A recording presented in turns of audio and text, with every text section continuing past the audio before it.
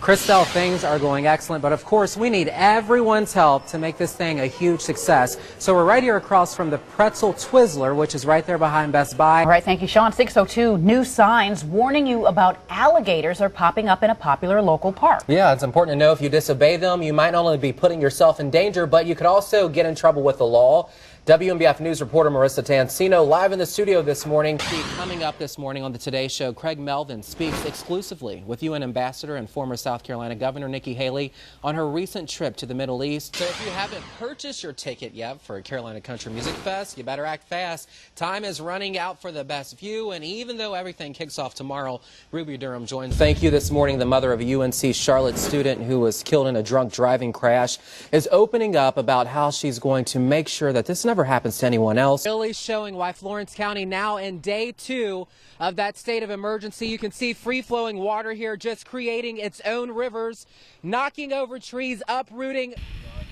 It's a Saturday night around midnight, and Corporal Anthony Fox, one of 5 deputies on the new traffic team, is showing us how the Florence County Sheriff's Office is planning to reduce the number of crashes through education and enforcement. So what we do is we look at where crashes are occurring. We look at when those crashes are taking place. What we'll do is we will go out and try and put officers on those roads at those times so that they can go look for the violations that are contributing the most to these collisions. It wasn't even 15 minutes into our ride. Yeah, we're gonna stop this car. Fox turned on his blue lights 206-1040 and stopped a car. Now, why are we stopping them? Tags are expired. Okay. They went out in October.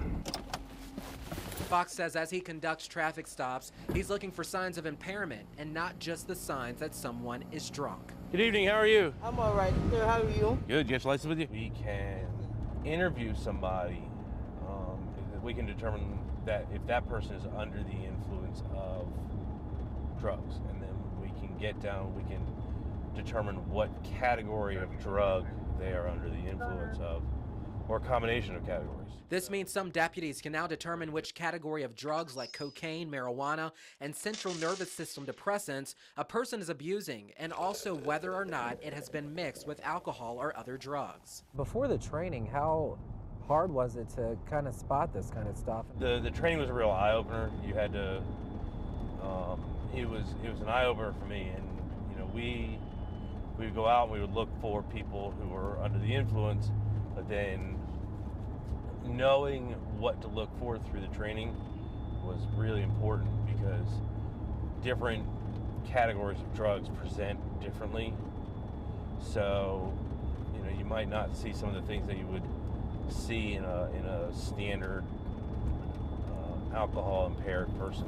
Training to become a DRE is quite strenuous. Some classes are taught at the Academy in Columbia, but the ultimate training takes place in Arizona, and that training is then followed by a test that can last up to 8 hours.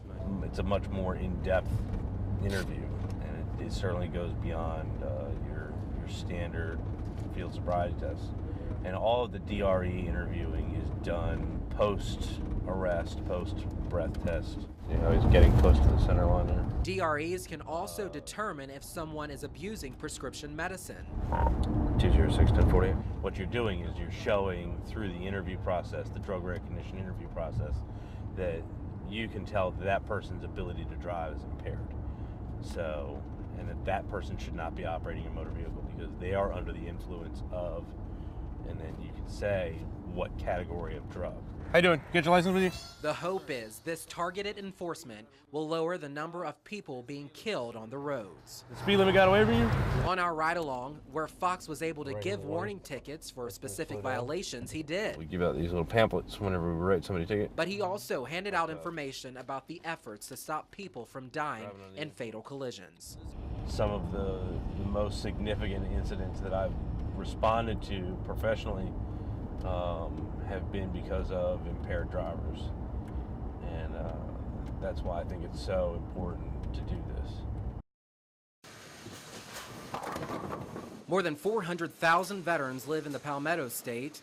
You know many of them, your father, grandfather, neighbor, and friends, many of whom are retired. I met up with some at the Southgate Bowling Alley in Florence.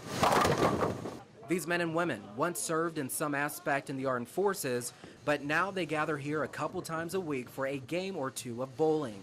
These folks hope that a new bill being debated in the State House will roll changes into military retirees' pockets. The sacrifices that the veterans have made, I think more than would warrant or qualify them for tax exempt of their retirement pay. Retired Sergeant and Major Rick Walden for the U.S. Army is talking about House Bill 3147. And what's good for the veterans is good for the county. What's good for the veterans is good for the state. The bill was introduced back in January of 2015.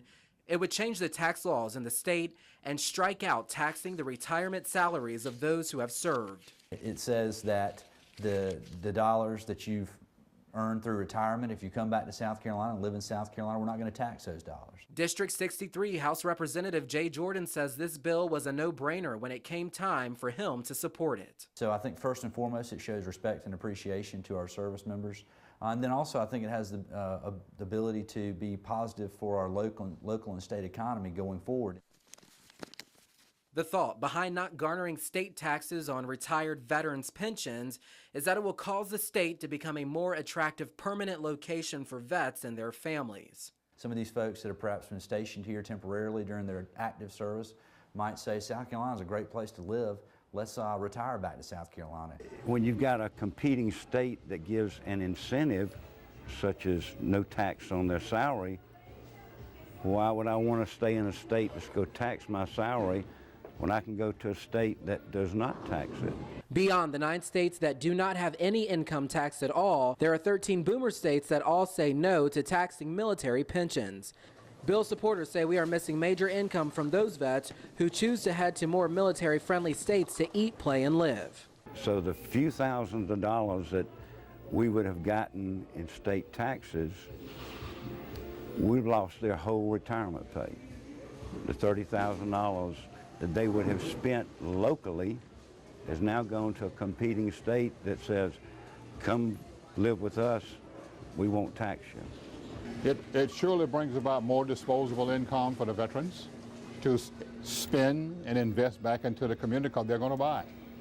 They're going to buy homes, they're going to buy cars, they're going to buy food, they're going to buy clothing, and the list just goes on and on and on. So it is truly, we as veterans see it, and I see it as a veteran, as a win-win situation for the state.